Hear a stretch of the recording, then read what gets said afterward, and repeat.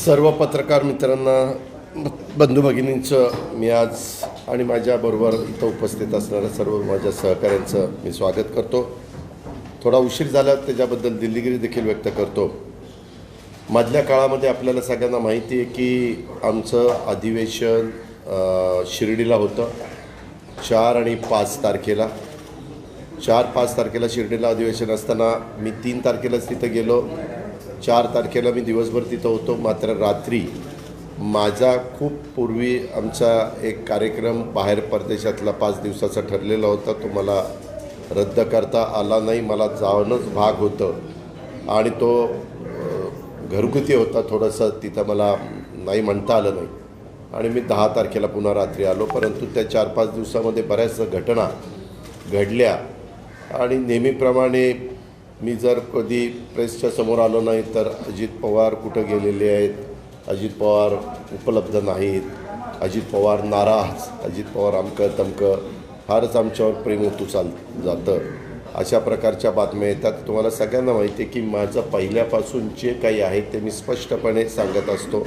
कारण आम्ही राजकारणामध्ये असल्यामुळं, आम्ही पब्लिकमध्ये काम करत असल्यामुळं, लोकांच्यात काम करत असल्यामुळं अशा गोष्टी लपून ठेवून आम्हाला त्या ठिकाणी चालत नसतं आणि त्याच्यामुळं माझं सांगण्याची ती पद्धतच असते. त्याच्यामुळं त्या 4-5 दिवसामध्ये ज्या काही घटना घडल्या त्यावेळेस मी इथं नव्हतोच. त्याच्यामुळं त्याच्याबद्दल माझं काही स्टेटमेंट तिथं येऊ शकलेलं नाही आहे. हे पण आपण सगळ्यांनी लक्षामध्ये त्या निमित्तानं घ्यावं. आपल्याला आज सगळ्यांना सांगायचं की काल पंडित जवाहरलालजी नेहरू आणि लहुजी साळवे वस्ताद ह्यांची जयंती होती. तसंच आज 15 तारीख आहे. थोर क्रांतिकारक, देशाचे स्वातंत्र्य लढ्यातील महान योद्धा म्हणून ज्यांची ओळख आहे, आदिवासी जननायक बिरसा मुंडा यांची जयंती आहे. मी सुरुवातीलाच बिरसा मुंडा यांना अभिवादन करतो, वंदन करतो. त्यांच्या त्यागाला, त्यांच्या देशभक्तीला नमन देखील त्या ठिकाणी करतो. मित्रांनो, आज मला तुमच्यामार्फत महाराष्ट्रातल्या जनतेला सांगायचं आहे, विरोधी पक्ष नेता म्हणून, नागरिक म्हणून, एक या दोन्ही गोष्टीने सांगायचं आहे. तुम्ही पहा, सरकार आल्यापासून, सरकार नवीन होतं, कशा पद्धतीनं सरकार आलं त्याच्या खोलात मी जास्त जात नाही. 40 आमदार कसे बाजूला गेले, 10 पक्षांनी कसा पाठिंबा दिला आणि हे उद्धव ठाकरे साहेबांना तिथनं बाजूला करून एकनाथराव शिंदे साहेबांचं सरकार आलं, त्याबद्दल अजून कोर्टबाजी चाललेली आहे. न्यायालयामध्ये काही मॅटर आहेत, सुप्रीम कोर्टामध्ये आहेत, ते न्यायव्यवस्था त्याचा निर्णय त्या ठिकाणी देईल. पण त्यावेळेसपासून प्रशासन म्हणावं असं काम होताना दिसत नाही. प्रशासन पूर्णपणे ठप्प झालं. कारण सुरुवातीला बऱ्याच काळ हे दोघंच मुख्यमंत्री उपमुख्यमंत्री होते. त्यावेळेस त्या दोघांच्यावर संपूर्ण राज्याचा लोड होता. त्याच्यानंतर काही दिवसांनी मंत्रिमंडळाचा विस्तार केला, 18 लोकांना बरोबर घेतलं, 20चं मंत्रिमंडळ झालं. तेव्हा आपणच पत्रकार मित्रांनी साधारण माहिती घेतलेली होती की किती लोकांनी चार्ज घेतला आणि किती लोक आज आपल्याकडे दिलेल्या डिपार्टमेंटवर नाराज आहे म्हणून अजून चार्ज घ्यायला काकू करतात, हेही आपण पाहिलं. मित्रांनो, मी पण माझ्या अनेक वर्षाच्या कारकिर्दीमध्ये 32 वर्षाच्या सरकारमध्ये काम केलेलं आहे. उपमुख्यमंत्री पदापर्यंत काम केलेलं आहे. वेगवेगळ्या महत्त्वाच्या खात्यावर काम केलेलं आहे. आम्ही बैठका वगैरे घेत असताना कशा पद्धतीनं बैठका चालायच्या, वेळेला बैठका चालायच्या, बैठका रद्द होत नव्हत्या, अधिकाऱ्यांना ताटकळत बसावं लागत नव्हतं. परंतु आता तसं अजिबात होत नाही. अक्षरशः आपल्या म्हणजे महाराष्ट्रात या सरकारच्याकडनं पोलीस विभाग आणि महाराष्ट्राचं प्रशासन हे देशामध्ये चांगलं प्रशासन म्हणून या प्रशासनाची ओळख. परंतु सरकार आल्यापासून पोलीस विभागामध्ये तर प्रचंड तणावाखाली काम करतो आहे. काल मी ज्यावेळेस पुण्यातले कार्यक्रम उरकून आमचे सहकारी जितेंद्र आव्हाडांना भेटायला गेलो होतो, त्यावेळेस आमचे तिथले शहराचे अध्यक्ष आनंद परांजपेंना पण मी फोन केला, मी तिथं येतो. तिथं गेल्यानंतर पत्रकार मित्रांनो, अनेक लोकांनी मला भेटून सांगितलं की दादा, इथं आमचं पोलीस ऐकूनच घेत नाही.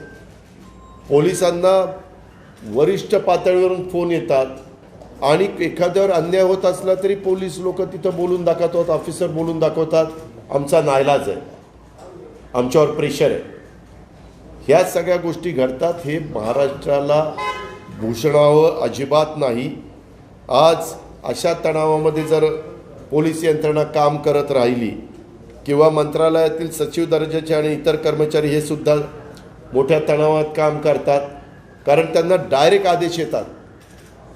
डायरेक्ट आदेश CM ऑफिसमधून आल्यानंतर वास्तविक सरकार चालत असताना त्याचं बजेट करावं लागतं, त्याचे धोरणं ठरवावी लागतात, कार्यक्रम राबवावा लागतो, त्याच्यामध्ये अर्थसंकल्प किंवा वेगवेगळ्या प्रकारचे पुरवणी मागण्या आपण मंजूर करतो, त्या सगळ्या गोष्टी कराव्या लागतात. तसं काही न होता एवढं त्यांच्यावर प्रेशर येतं की आता वरिष्ठांनी आदेश केलेले आहेत, प्रमुखांनी आदेश केलेले आहेत, ते ताबडतोब काम झालं पाहिजे. आज हे पण मंत्रालयातले सचिव दर्जाचे अधिकारी आणि वरिष्ठ अधिकारी हे प्रचंड तणावामध्ये काम करतायत. जनतेचा विश्वास आज देखील आपण बघितलं तर पोलिसांच्यावर आहे. करोनाच्या काळामध्ये आम्ही स्वतः पाहिलं की करोनाच्या काळात पोलीस ज्यावेळेस थोडी कडक भूमिका घेत होते आणि नागरिकांना सांगत होते, नागरिकांनी प्रतिसाद दिला, पोलिसांचं ऐकलं आणि जनतेचा विश्वास आज पोलीस विभागावर आणि प्रशासनावर आहे. परंतु आत्ता गेल्या 4 महिन्यामध्ये तुमच्या माझ्या राज्यामध्ये चाललेली परिस्थिती अशीच जर राहिली, त्याच्यामध्ये मुख्यमंत्र्यांनी आणि उपमुख्यमंत्र्यांनी हे दोघांचं काम आहे. काही बाबतीमध्ये सरकार चालवत असताना कठोर निर्णय घ्यावे लागतात. काही आपल्या जवळच्यांचं चुकत असेल तर त्याला स्पष्टपणे सांगावं लागतं किंवा तुमचं हे चुकतं, हे दुरुस्त झालं पाहिजे, नाहीतर आम्हाला मग वेगळी भूमिका घ्यावी लागेल. तसं आज होताना दिसत नाही आहे. जर पोलीस विभाग आणि प्रशासनावर जनतेचा विश्वास आहे परंतु हीच परिस्थिती राहिली तर राज्याचं चित्र गंभीर व्हायला वेळ लागणार नाही. त्यामध्ये पोलीस विभागाचे तसं सचिव दर्जाच्या प्रशासनाने आपली भूमिका देखील कणखरपणे मांडली पाहिजे आणि या राज्यावर देशातील जो आपला राज्याचा नावलौकिक आहे तो ढासळून देता कामा नये. कारण काय IAS आणि काही IPS अधिकारी हे CMच्या DCMच्या जवळचे असतात. त्यांनी तिथं जाऊन त्यांना किंवा साहेब हे लवकर जर नाही केलं दुरुस्त तर अडचणीचं होणार आहे, सर्वांनाच अडचणीचं होणार हे सांगितलं पाहिजे असं माझं स्पष्ट मत आहे. आणि तशा पद्धतीनं पुढच्या गोष्टी व्हाव्यात. आणि जी महाराष्ट्राची यशवंतराव चव्हाण साहेबांनी घालून दिलेली परंपरा आहे, घडी आहे, ती घडी विस्कटून न देता हे सत्ताधारी पक्षाचे लोकप्रतिनिधी कुठं चुकत असतील, मंत्रिमंडळातले सहकारी कुठं चुकत असतील तर त्यांना स्पष्ट सांगितलं पाहिजे. पत्रकार मित्रांनो, दिवाळीच्या आधी आमची दिवाळी बारामतीमध्ये होळीनं 4-5 दिवस असते.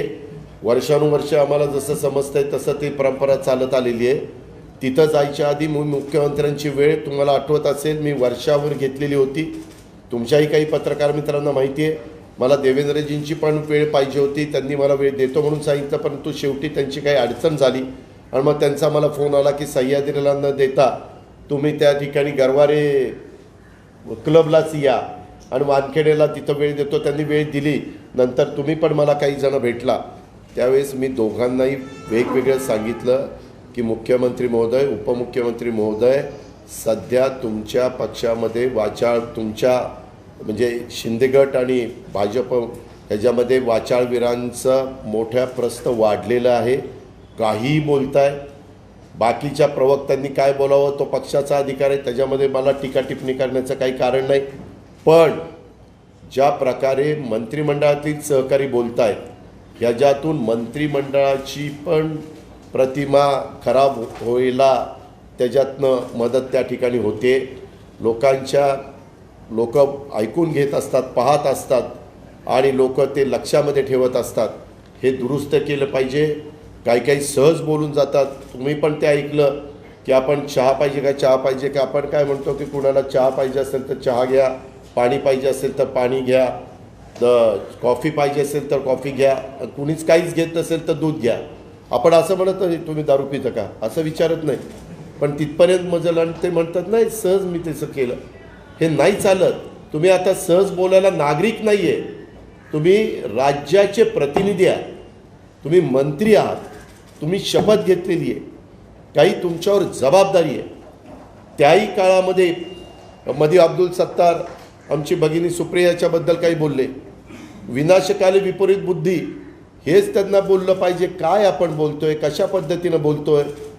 आपल्याला काही मंत्री केलं म्हणजे काही वेगळं काही झालं का. मंत्रिपदं मिळत असतात, मंत्रिपदं जात असतात, कोण आजी असतं, कोण माजी असतं, परंतु शेवटी सगळे आपण नागरिक आहोत. संविधान, कायदा, घटना, नियम ह्याचा सगळ्यांनी आदर करायचा असतो. पण तशा पद्धतीनं ह्यांच्या अनेकांच्या गोष्टी चुकतायत. तुम्ही बघा, मध्ये अंबरनाथ येथे दिवसाढवळ्या 2 गटात गोळीबाराची घटना घडली. कशावरून? तर बैलगाडा शर्यतीवरून. अरे, बैलगाडा शर्यतीवरून जर दिवसाढवळ्या 2 गटात गोळीबाराची घटना होतात, सरकार काय करते, पोलीस यंत्रणा काय करते. त्याच्यामध्ये ठाणे जिल्ह्यामध्ये किसननगर म्हणून भाग आहे, तिथं ठाकरे गट आणि शिंदे गट यांच्यात मोठा राडा झाला. असे राडेबाजी करून नाही चालणार. ह्याच्यातनं पोलिसांना बाकीच्यापेक्षा ह्याच गोष्टीचं लक्ष द्यावं लागेल. आज कितीतरी लोकांना मी आता अधिवेशनाच्या निमित्तानं प्रश्न विचारलेल्या माहितीच्या स्वरूपात माहिती अधिकारात माहिती मागवलेली आहे. किती लोकांना Y+ दर्जा आहे, त्याची खरंच Y+ दर्जाची त्यांना गरज आहे का.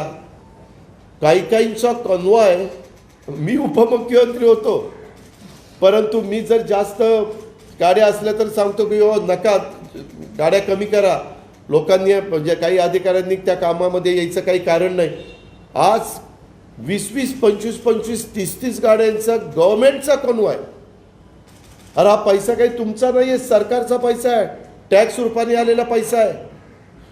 आणि ज्या आमदाराला कुठल्याही पक्षाच्या त्यांना बंदोबस्त द्यायची गरज असेल तर जरूर द्या, दिला पाहिजे.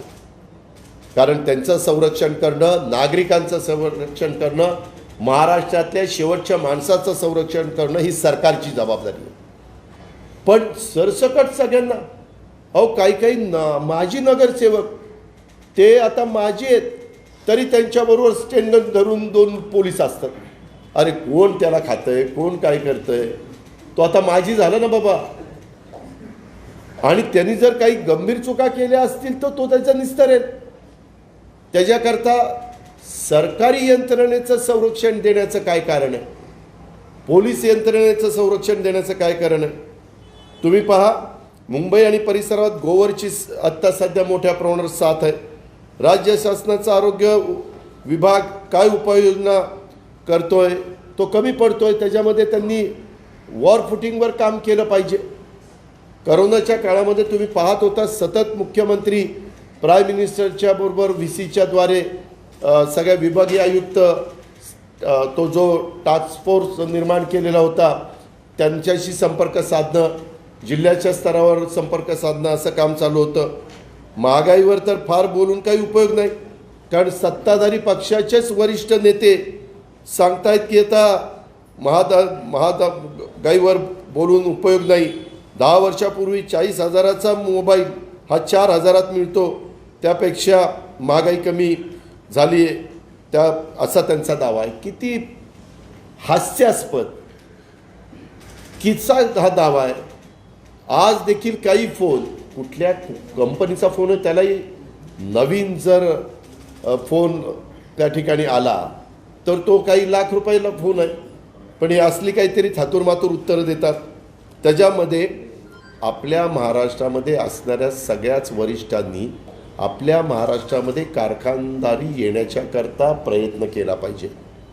आज कधी यांच्या काळामध्ये बाहेरचे लोक, बाहेरचे मुख्यमंत्री आणि बाहेरून आलेले वरिष्ठ लोक इथं बसून तुम्ही महाराष्ट्र सोडून ह्या राज्यात जा, त्या राज्यात जा, अशा पद्धतीनं सांगताय.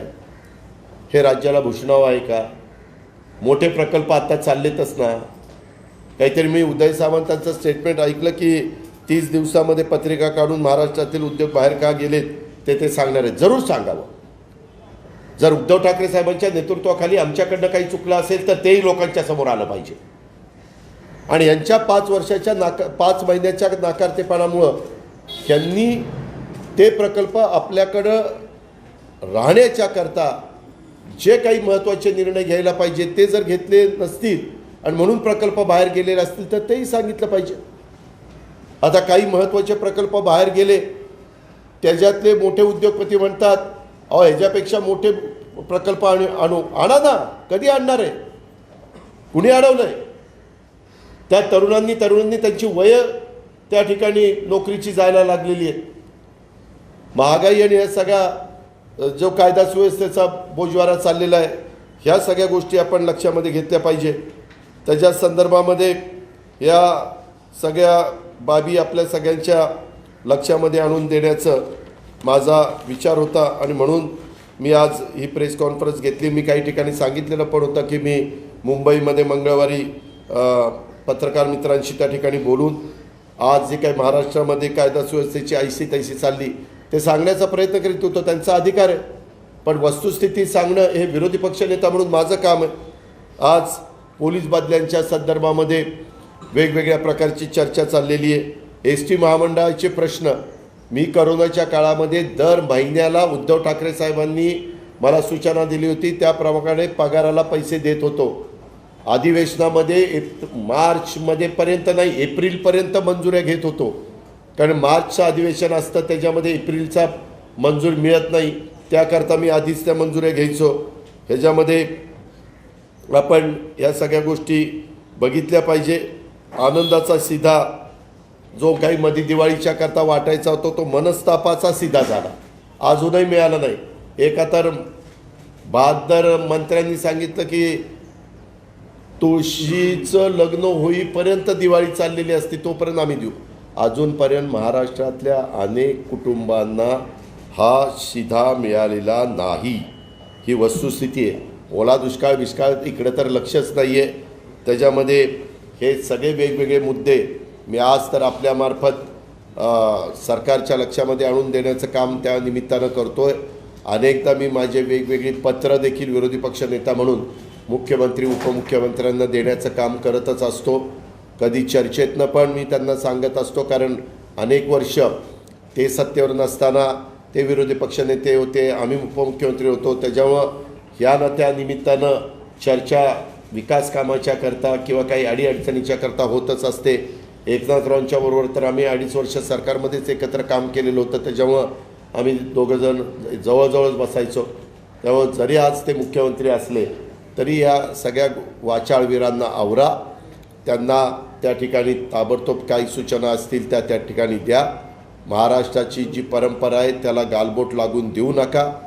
महाराष्ट्राच्या परंपरेला आपण जपलं पाहिजे, ती महाराष्ट्राची संस्कृती आहे आणि ह्याच्यातून फार विदारक चित्र आज महाराष्ट्रामध्ये त्या ठिकाणी पाहायला मिळतं आहे. हे कुठंतरी थांबलं गेलं पाहिजे, अशा प्रकारचं माझं स्पष्ट मत आहे आणि मी ते आपल्या सगळ्यांच्या समोर ह्या प्रेस कॉन्फरन्सच्या निमित्तानं ठेवण्याचा प्रयत्न केला.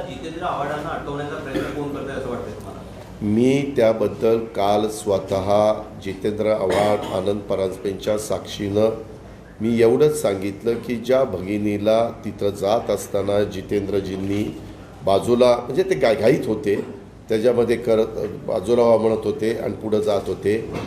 ती घटना घडल्यापासून त्या भगिनी केस पोलीस स्टेशनला नोंदवेपर्यंत जे मधला काळ झालेला आहे तो काळ कुणाकुणाशी चर्चा झाली, काय चर्चा झाली, त्याचं पारदर्शकपणे चौकशी केली गेली पाहिजे. त्याच्यातनं चित्र स्पष्टपणे पुढे येईल असं माझं म्हणणं आहे.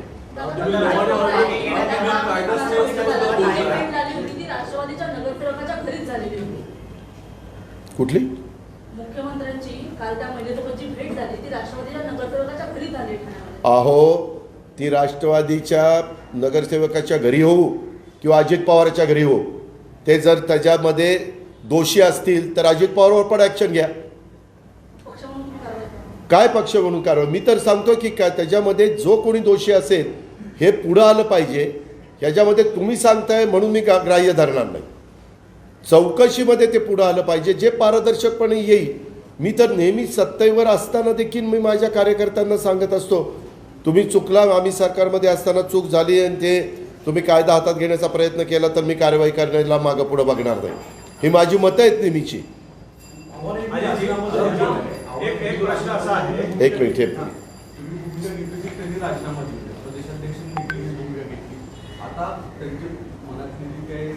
स्थिती आहे ती बदल झालाय का ते स्वतःच्या हो का, मी काल त्यांच्या देखत प्रेसला सांगितलेलं, उभ्या महाराष्ट्राने बघितलेलं आहे आणि माझं आज देखील मत आहे, ते आदरणीय पवारसाहेबांना दैवत मागतात. पवारसाहेब उद्याच्याला जशा पद्धतीनं सांगतील तसं ऐकतील असं माझं मत मला सांगते, मी काल हे बोलून दाखवले. हां, राज्यातले अनेक उद्योग बाहेर गेले आहेत आणि अशा प्रकारचे प्रयत्न थांबवण्याचे या सरकारने केले नाही असं मत आहे. आता राज्यपाल मात्र अशा प्रकारचा प्रयत्न करत आहे की अनेक महाराष्ट्रातल्या ज्या छोट्या छोट्या संघटना आहेत ज्या उद्योगामध्ये काम करतात ते उत्तराखंडच्या ज्या संघटना आहेत त्यांच्यासोबत एक टायअप करून इथले उद्योग आणि छोटे छोटे उद्योग घेऊन जाण्याचा प्रयत्नाचा एक सामंजस्य करार झाला आहे. मी त्या संदर्भामध्ये मगाशी बोलत असताना राज्यपाल, महामहिम राज्यपाल हे पद फार मोठं आहे, मानाचं आहे.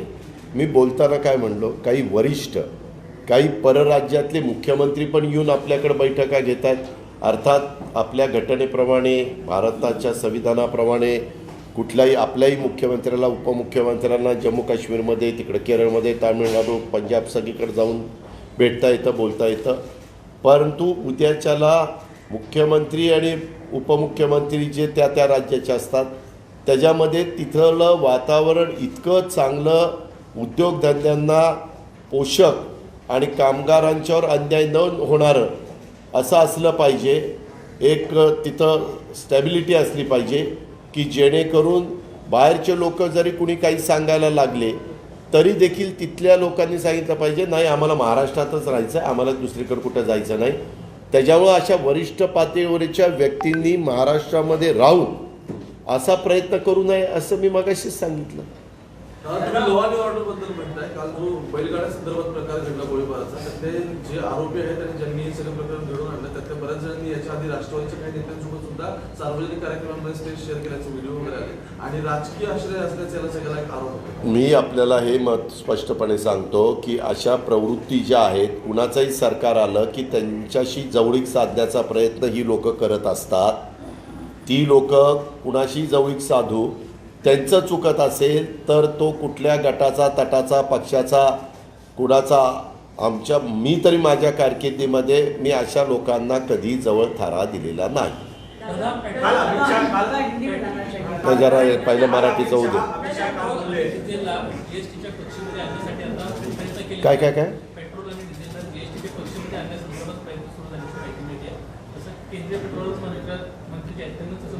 हे का, त्यांनी काय करावं हा त्यांचा अधिकार आहे.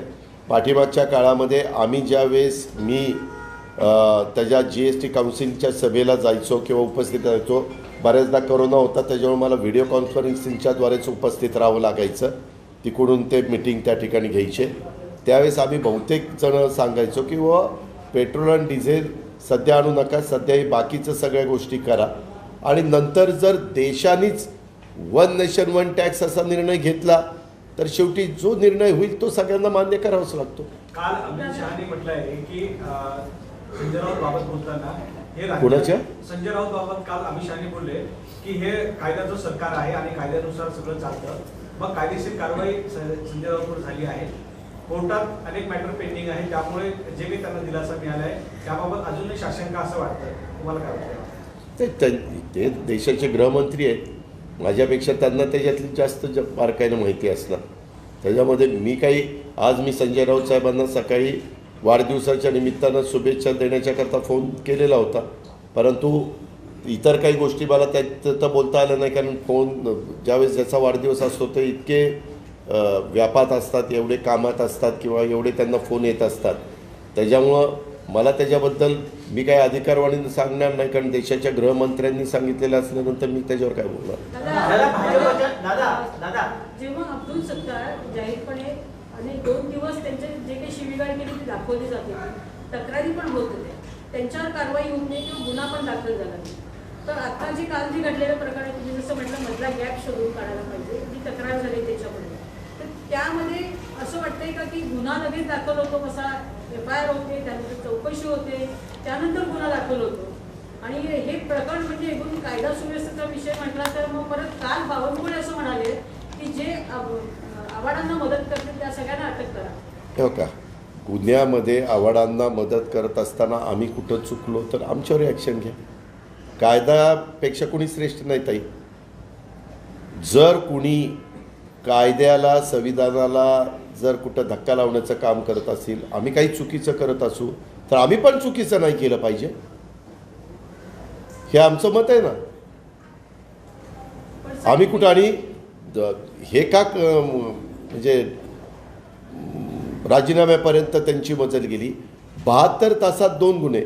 पहिलाही गुन्हा जो झाला त्याच्यामध्ये ज्याची पाठ सोडून काढली ती व्यक्ती अनेकांना म्हणाली की जितेंद्र आव्हाडांनी मला तिथं वाचवलं, बाहेर काढलं, असं ती व्यक्ती म्हणते. त्याच्यामुळं ज्या व्यक्तीला मारहाण झाली त्यांनाही विचारलं पाहिजे किंवा त्याच्यात मारहाण आनंद परांजपेंनी केली का? केली असेल तुम्ही ॲक्शन घ्या. परंतु आनंद परांजपेंचा तिथं सगळे शांतता करण्याच्या करता किंवा जितेंद्र आव्हाडांचा तिथं सोडवण्याचा प्रयत्न असेल तर तुम्ही कसं त्यांना आरोपीच्या पिंजऱ्यात उभं करता? एक भीतीचं वातावरण तयार करतायत, कारण इतक्या मोठ्या पक्षात म्हणजे राजकीय सत्ता आणि विरोधी असताना हे एकमेकांना धमकी देण्यात हे चाललेले आहे. तर सर्वसामान्य महिलांनी याच्यावर काय द्यावं? ह्यामध्ये कुणीही जेवढे राजकीय पक्ष आपल्या महाराष्ट्रामध्ये काम करतात त्या सगळ्या राजकीय पक्षाच्या वरिष्ठांनी आपापल्या सहकाऱ्यांना सांगावं, अशा पद्धतीचं भीतीचं वातावरण अजिबात कुणी तयार करण्याचा प्रयत्न करू नये. कुणी जर राष्ट्रवादीचं करत असेल तर त्याला प्रांताध्यक्ष अजित पवार, जयंत पाटील, दिलीप वळसे पाटील, छगन भुजबळ, धनंजय मुंडे, सुनील तटकरे, प्रफुल्ल पटेल या सगळ्यांनी आम्ही त्यांना सांगितलं पाहिजे की हे चुकतंय, हे होता कामा नये. आम्ही जसं त्या ठिकाणी ती भूमिका मांडतोय तसं इतरांनी पण सगळ्यांनी केलं पाहिजे. महाराष्ट्रामध्ये कायदा सुव्यवस्था चांगली राहिलीच पाहिजे. आज अनेक लोकांना जर तुम्ही बंदोबस्त देऊन ते सगळे पोलीस आणि अधिकारी तुम्ही त्याच्यात जर अडकून ठेवायला लागला तर मग बाकीचं काम कुणी करायचं? राहुल गांधी यांचा शेगावला सभा आहे. महिला आयोगासंदर्भामध्ये प्रश्न उपस्थित होतोय. ज्या प्रकारे सुप्रिया सुळेंचा विषय झाला, जितेंद्र आव्हाडांचा विषय झाला, तत्काळ कारवाई झाली, नोटिसा पाठवण्यात आल्या. मात्र राजन पाटलांनी ज्या पद्धतीने वक्तव्य केलं या कुणी? राजन पाटलांना मोहोळमध्ये ज्यावेळेस वक्तव्य केलं त्यांना आक्षेपार्ह वक्तव्य होतं ते, त्यावेळेस मात्र त्यांना नोटीस गेलेली नाही किंवा त्यांच्यावर कारवाई संदर्भात कुठल्याही प्रकारे प्रोसेस देखील झालेली नाही, असं देखील विरोधकांकडून सवाल उपस्थित. मला माहिती नाही त्याच्या संदर्भात. खाली त्या महिलाच्या मिटिंगच्या करता आलेल्या आहेत, मी त्यांना विचारीन. परंतु मला जे काही त्यांचा स्वभाव माहिती आहे, कुठेही महिलांच्यावर अन्याय झाला तर महिला आयोगाने त्याच्या संदर्भातला हे त्या बाबतीमध्ये निर्णय घेतला गेला पाहिजे. शेगावमध्ये भारत जोडो यात्राची एक रॅली आहे. राहुल गांधी त्या रॅलीला संबोधित करणार आहे. सगळ्या विरोधी पक्षांना एकत्र करण्याचा त्या ठिकाणी प्रयत्न आहे. राष्ट्रवादी काँग्रेस पक्षाकडून कोणी जाणार आहेत का? आता शरद पवार साहेबांना पण निमंत्रण दिलं आहे, उद्धव ठाकरे साहेबांना पण निमंत्रण दिलं आहे, तुम्हाला पण निमंत्रण आहे. तुम्ही? मला निमंत्रण अजून मिळालेलं नाही आहे. मला स्वतःला निमंत्रण मिळालेलं नाही आहे आणि ज्यांना आमच्या वरिष्ठांना मिळालेलं असेल तर वरिष्ठ त्याबद्दलचा निर्णय घेतील. नथुराम गोडसे यांच्या पुण्यतिथी निमित्त शौर्य दिनाचं आयोजन केलं जातं. असं वाटत नाही की नथुराम गोडसेचा उदाहरण? अहो बरोबर आहे. आम्ही हे तर सांगून दमलो आहे. आम्ही सरकारमध्ये असताना पण अशा पद्धतीनं काही प्रवृत्ती अशा लोकांचं उदात्तीकरण करतात, अशा लोकांचं गवगवा करतात. हेच तुमच्या माझ्या देशाच्या अखंडतेला धोक्याचं आहे. हेच संविधानाला अडचणीचं होणार आहे. ह्याच्यातूनच समाजामध्ये तेढ निर्माण होणार आहे. हे नाही केलं पाहिजे. जर आपल्याला सत्ता मिळवण्याच्या करता जर इतक्या खालच्या पातळीवर जाऊन कुणी जर राजकारण करायला लागलं तर दुर्दैव आहे आपल्या सगळ्यांचं. दादा, संजय राऊत यांना ईडीकडनं न्यायालयामध्ये दिलासा मिळाला, त्यांना जामीन मिळाला. त्यानंतर चर्चा सुरू झाली की अनिल देशमुख आणि नवाब मलिक यांच्या संदर्भात. आता तुमच्या पक्षाचे सुद्धा काही पदाधिकाऱ्यांनी असं मतं व्यक्त केली की मुद्दामून राष्ट्रवादीच्या नेत्यांना दिलासा दिला जात नाही न्यायव्यवस्था करण्याचा. हा त्यांचा दावा कितपत योग्य आहे? दुसरा मुद्दा की अदृश्य पद्धतीचे हात संजय राऊतांच्या मृत्यूला धरून आले असे देखील एक राजकीय वर्तुळात चर्चा. या संदर्भामध्ये ज्या कुणावर अन्याय होतो ते वकील चांगले लावतात आणि ते त्या पद्धतीनं कोर्टाच्या समोर आपली बाजू मांडून तिथं बेल मिळण्याच्या करता प्रयत्न करत असतात. जो प्रयत्न संजय राऊत साहेब पण करत होते.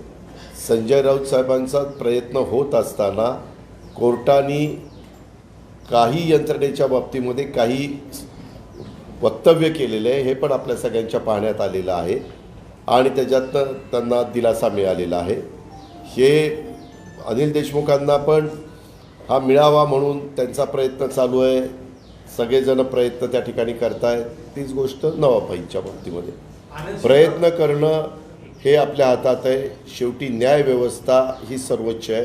अंतिम निर्णय त्यांनी घ्यायचा असतो. आनंद शिलाला 513 कोटी रुपयाचं वाटप करण्यात आलं असा दावा काय? आनंद शिलामध्ये 513 कोटी रुपयाचं टेंडर काढण्यात आलं. जवळपास 50% पेक्षा कमी आनंद शिला पोहोचला आहे. यामध्ये कुठे ना कुठे तुम्हाला असं वाटतं का भ्रष्टाचार आहे? मी त्याच्याबद्दलची पूर्ण माहिती मागवलेली आहे. पूर्णपणे माहिती आल्यानंतर खऱ्या अर्थाने साखरेचा दर काय आहे, रव्याचा दर काय आहे, मैद्याचा दर काय आहे, तेलाचा दर काय आहे, अजून काय होतं, चणा डाळ, या 5चे दर त्या ठिकाणी काढणार आहे. परंतु तिथं कॅबिनेटला निर्णय झाला, त्यांनी तशा पद्धतीचा निर्णय जाहीर झाला. कसं टेंडर बोलवलं, काय बोलवलं ते माहितीच्या अधिकारात सगळं मागवलेलं आहे. ते आल्यानंतर ते पाहिल्यानंतर मी त्याच्याबद्दल माझं मत स्पष्टपणे सांगेन. वाटपची संख्या किती हे पण महत्त्वाचं आहे. तेच ना, ती सगळीच माहिती घेतल्याशिवाय मी सांगू शकत नाही. ती माहिती घेतो कारण ती 100 रुपयात द्यायचं होतं. पण त्या वस्तू सगळ्या आजच्या मार्केटप्रमाणे मोठ्या प्रमाणावर बल्कनी तुम्ही खरेदी केली तर केवढ्याला बसलं पाहिजे. कारण किरकोळ साखर घ्यायला गेला तर ती साखर 40 रुपयाला बसते. परंतु तुम्ही बरं 48 रुपये त्याच्या संदर्भात साखरेचं पोतं विकायचं म्हटलं तर ते 3100-3200 जातं. त्याच्यावर 5% GST आहे. म्हणजे तो 5 त्रिक 15, 160, 170 रुपये. त्याचा ट्रान्सपोर्टचा खर्च वगैरे ह्या सगळ्या गोष्टी आम्हाला बारकाईनं माहिती आहेत. ती माहिती मी काढतो आहे. ते काढल्यानंतर मला त्याच्यामध्ये काहीतरी गडबड आहे एवढं त्या ठिकाणी शंकेला जागा आहे.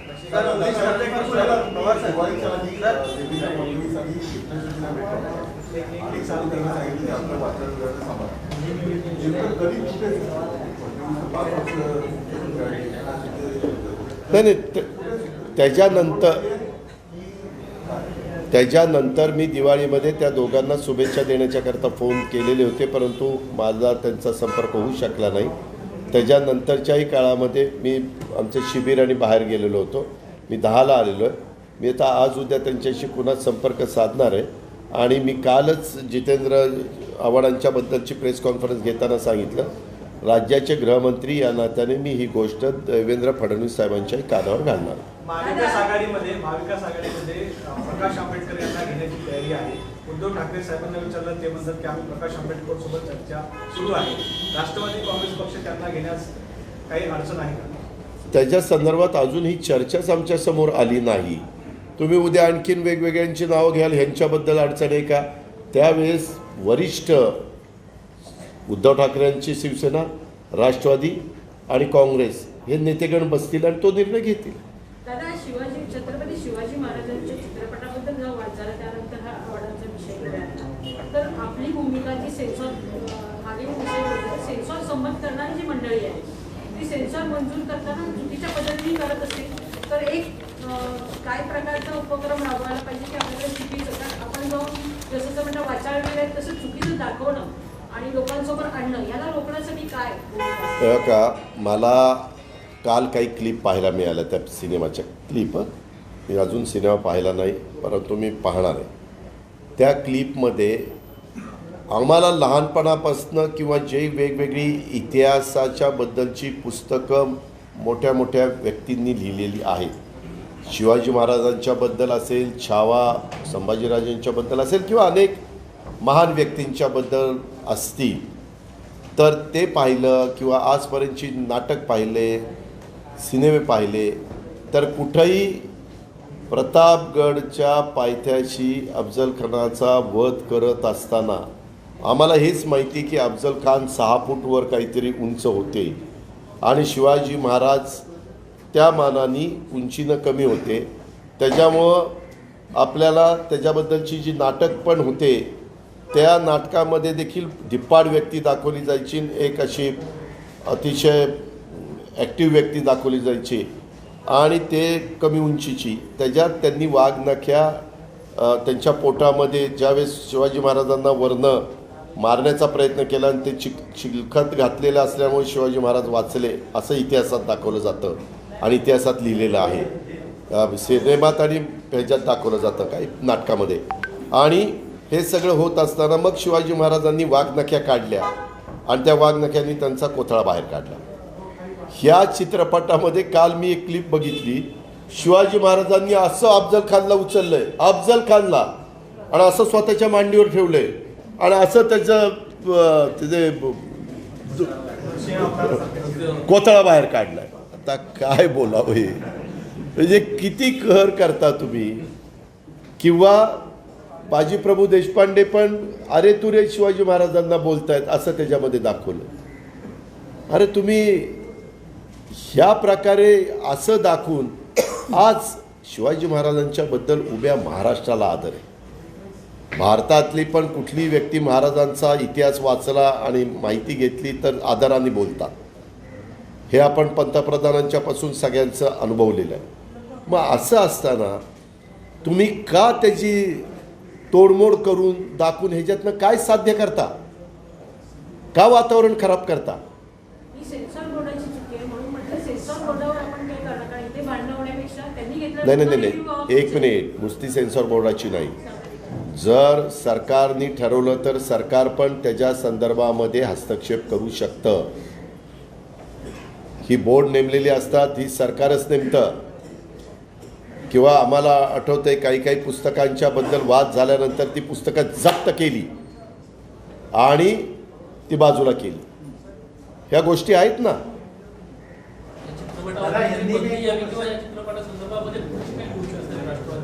नाही नाही मी आपल्याला सांगतो की त्याच्या संदर्भात आमचं एवढीच भूमिका आहे. राष्ट्रवादी नाही, अनेकांची, शिवप्रेमींची आणि महाराष्ट्रातल्या अनेकांची सहकाऱ्यांची, मी अनेकांशी बोललो. जे काही इतिहासामध्ये घडलेलं आहे, ज्याची नोंद आहे, त्याला कुठंही फाटे फोडून वेगळं दाखवण्याचा प्रयत्न करू नये. कारण ते शिवाजी महाराज आहे. शिवाजी महाराज प्रत्येकाच्या मनातलं दैवत आहे. आमचा अभिमान आहे, आमचा स्वाभिमान आहे. त्याच्यामुळं ह्या पद्धतीनं वातावरण खराब करण्याचं काम हे कुणी निर्मात्यांनी, दिग्दर्शकांनी आणि त्या संबंधित असणाऱ्या कुणीच व्यक्तीने करू नये. जर आता ती चूक लक्षात आणून दिलेली असेल तर ताबडतोब ती मागे घ्यावी. बऱ्याचदा हिंदी चित्रपट किंवा देशात दाखवलेल्या चित्रपटामध्ये काही भाग वगळला जातो आणि त्याच्यात दुरुस्त करून काही पुन्हा दाखवलं जातं. काही नावं बदलली जातात. का तर बाबा लोकांचा विरोध आहे. हे झाले ना. अहो मी काल बघितलंच आहे, मी काल बघितलं. आज भाषण केलंय.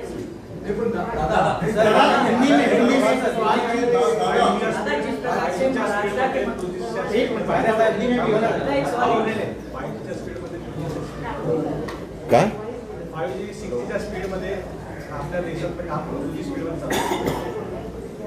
5Gच्या स्पीडमध्ये देशातलं काम 4Gच्या स्पीडने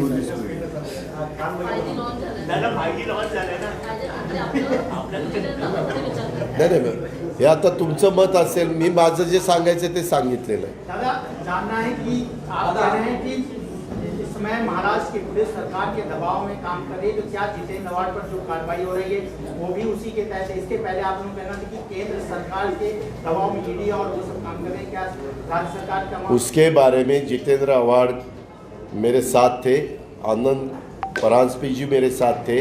मैंने हिंदी में इसके बारे में कल प्रेस को सब बताया है.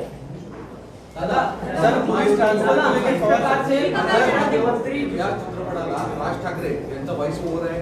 त्यांच्या राजकीय नेत्यांनी, त्यांच्या वेगवेगळ्या पदाधिकाऱ्यांनी जोरदार समर्थन केलं.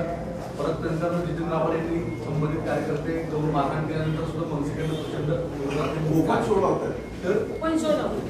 मी काल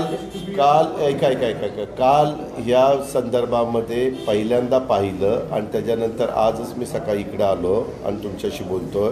मी जरूर आज उशिरापर्यंत राज ठाकरे साहेबांशी पण बोलून की हे जे काही गोष्टी दाखवलेल्या आहेत ह्याच्या संदर्भामध्ये त्यांच्या अखत्याऱ्यामध्ये जर काही गोष्ट असेल आणि त्यांना ती पटत असेल तर बाबा तुम्ही त्याच्यामध्ये हस्तक्षेप करा. ह्याच्यामध्ये ह्या पक्ष तो पक्ष वगैरे असा भेदभाव करण्याचं काहीच कारण नाही. कारण शिवाजी महाराज सर्वांचे होते.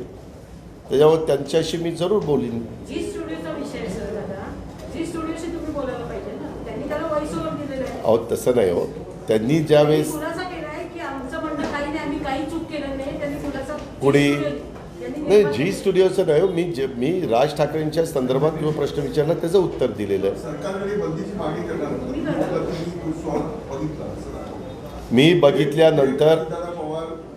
बघितल्यानंतर माझ्या बघण्यात मी काही ज्यांना इतिहासाचं ज्ञान आहे, ज्यांना माझ्यापेक्षा अधिकची माहिती आहे, अशा लोकांना पण बरोबर घेऊन ते बघीन आणि त्याच्यामध्ये आमच्या सगळ्यांचं एकमत झालं तर जरूर राज्याचा विरोधी पक्ष नेता म्हणून मी मुख्यमंत्री उपमुख्यमंत्र्यांना भेटून त्या संदर्भामध्ये हे तातडीनं थांबवा, हे आपल्या महाराष्ट्राला मानवणारं नाही, अशा पद्धतीचा इतिहासामधल्या झालेल्या घटनांचा तोडफोड करून तोडमोड करून दाखवण्याचा वेगळा जो प्रयत्न चालला आहे हा आपल्याला भूषणावं नाही, महाराष्ट्राला परवडणार नाही, असं मी जरूर सांगेन. दादा एक सवाल हिंदी में रहना चाहिए. जिस प्रकार से महाराष्ट्र के मंत्री अब्दुल सत्तार ने सुप्रिया साइंस के खिलाफ जिस प्रकार के शब्द का इस्तेमाल किया गया, उस बयान को लेकर आप किस तरह से देखें? और दूसरा सवाल, क्या इस विषय को लेकर आपने महाराष्ट्र के मुख्यमंत्री से बात की? इसके बारे में मैंने महाराष्ट्र के मुख्यमंत्री, ये तो हुआ, ये बाद में हुआ,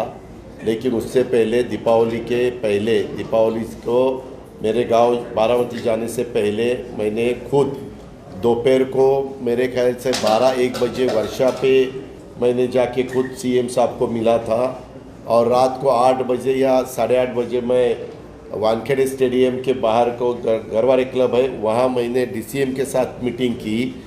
वहाँ मैंने दोनों को बताया कि आप अभी राज्य के चीफ मिनिस्टर और state minister deputy chief minister हो, तो उसके बारे में अपने अपने पार्टी के जो भी मिनिस्टर्स हैं, यानी शिंदे गट के मिनिस्टर और बीजेपी के मिनिस्टर, तो बीजेपी के मिनिस्टर को देवेंद्र जी ने बताना चाहिए और इनको एकनाथराव शिंदे जी ने बताना चाहिए.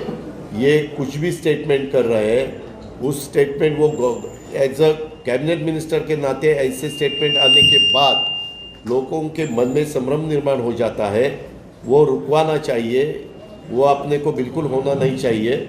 इसके बारे में मैंने उनके साथ बात की थी, नंबर 1. दूसरा जो वो अब्दुल सत्तार के बारे में, सुप्रिया के बारे में जो कुछ घटना हुई, उसके बारे में विनाशकाले विपरीत बुद्धि, ऐसा हम अब्दुल सत्तार जी को कह सकते हैं. और ये बिल्कुल क्या होता है, इसने पूरा वातावरण खराब हो जाता है. आज महाराष्ट्र में जो मेन इशू है, वो मेन इशू को अपने को ज़्यादा से ज़्यादा ध्यान देना चाहिए, और वो उसमें से रास्ता निकालने की कोशिश गवर्नमेंट ने भी करनी चाहिए, और अपोजिशन का जो काम रहता है उसके बारे में वो भी अपोजिशन ने काम करना चाहिए. ये मेरा खुद का कहना है. दादा से जिस प्रकार से हमने देखा आपके मंत्री के खिलाफ छेड़छाड़ का मामला फलाना के परसों दर्ज हुआ, वहीं इनके ही मंत्री जो बात अब्दुल सत्तार जिस प्रकार से महिला के खिलाफ, ताई के खिलाफ अपशब्द का इस्तेमाल करते हैं, उसके खिलाफ कोई मामला दर्ज नहीं हुआ. तो क्या कहीं ना कहीं सरकार या पुलिस जो भेदभाव कर रही है? नहीं, वो तो गलत हो रहा है. इसीलिए तो मैंने आज की प्रेस कॉन्फ्रेंस ली. मैंने ये बताया कि महाराष्ट्र की पुलिस, IAS ऑफिसर की लॉबी और हमारी IPS ऑफिसर की लॉबी और IAS ऑफिसर की लॉबी, हमारा जो प्रशासन है, एडमिनिस्ट्रेशन है, वो इतना बढ़िया है कि यशवंतराव चौहान साहब ने जैसे शुरू में 1960 से इसको एक रास्ते से आगे जाने के लिए जो रास्ता दिखाया है, वही रास्ते से वसंतराव नाईक चले, वसंत दादा चले, पवार साहब चले, शंकरराव चौहान जी चले, बहुत से आज तक जो विलासराव देशमुख थे, बहुत से मिनिस्टर थे, वो आज तक चले. ऐसा कभी हुआ नहीं, वैसा नहीं होना चाहिए. इसीलिए इन दोनों ने ध्यान देना चाहिए. हमारा यही कहना है कि अभी ये चीफ कौन है, एकनाथराव शिंदे और देवेंद्र फडणवीस साहब, चीफ मिनिस्टर और डिप्टी चीफ मिनिस्टर साहब. तो उन्होंने ये जो गलतियां हो रही है उसको रुकवाना चाहिए. उसके बारे में उन्होंने उनके मिनिस्टरों को, उनके विधायकों को, उनके कार्यकर्ताओं को, सबको क्लियर बताना चाहिए. और वो जैसे उनको बताना चाहिए ऐसे हम बोलते हैं, हमने भी उद्धव ठाकरे साहब ने उनके कार्यकर्ताओं को बताना चाहिए, मैंने जयंत पाटिल जी ने, भुजबल साहब ने हमारे राष्ट्रवादी को कार्यकर्ताओं को बताना, विधायकों को बताना चाहिए, कांग्रेस के बाला साहेब थोरात, अशोक चौहान, नाना पटोले ने उनके विधायक और कार्यकर्ताओं को बताना। किसी ने भी इसमें गलती पार्टी के, किसी के पार्टी में गलती नहीं होनी चाहिए, भले वो रूलिंग पार्टी में हो या अपोजिशन में हो, ऐसा मेरा कहना है। दादा, भारत जोड़ो यात्रा चल रही है, उसमें सभी विपक्षी पार्टियां एक साथ आते हुए दिख रही है, बीजेपी के खिलाफ समर्थन हासिल कर रहे हैं राहुल गांधी जी। क्या आपको न्योता दिया गया है? शेगांव में रैली होने वाली है। मुझे अभी तक न्योता नहीं मिला, लेकिन हमारे पवार साहब को मिला था, सुप्रिया को मिला था, जयंत पाटिल जी को मिला था। वो सब वो रैली में, पवार साहब उनका थोड़ी तबीयत खराब थी इसीलिए नहीं गए, लेकिन जितेंद्र आव्हाड, सुप्रिया, हमारे पार्टी के प्रमुख जयंत पाटिल, ये सब उसमें गए। राज्य के विपक्षी नेता के तौर पर आप मुझे अभी तक न्योता नहीं आया है, बार बार मैं बोल रहा हूँ। सर, पुलिस ट्रांसफर को लेकर के आपने भी सवाल उठाया कि वहाँ पे कुछ इस तरह की अफवाहें चलने की गलत चीज़ों का क्या? नहीं, उसके बारे में ऐसी अफवाहें सुनने को मिलती है।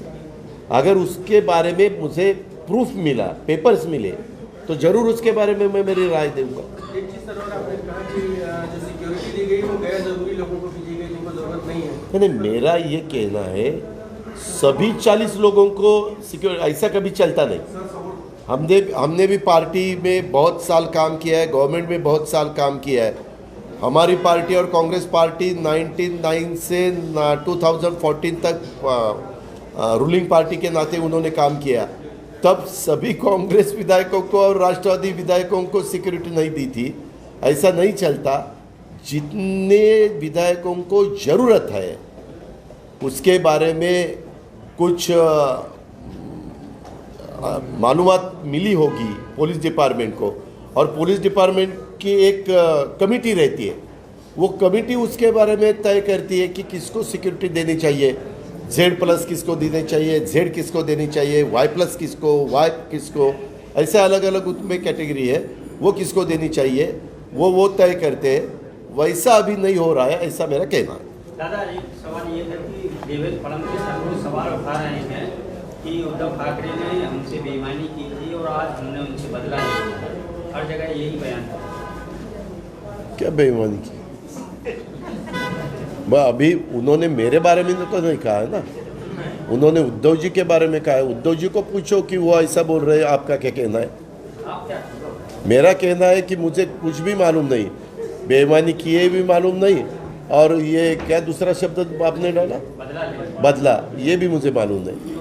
वो उनका दोनों का अंतर्गत मामला है, उसके बारे में मैंने ज़्यादा कुछ बात करने की ज़रूरत नहीं। लेकिन एक सही है कि हमारे लीडरों ने राष्ट्रवादी कांग्रेस पार्टी और शिवसेना का जो गठबंधन किया, ये गवर्नमेंट लाया था, वो अच्छी तरह से चलाने की कोशिश हमने पूरी की। सर, आखिरी चीज़ है, विनायक राव जी थैंक यू।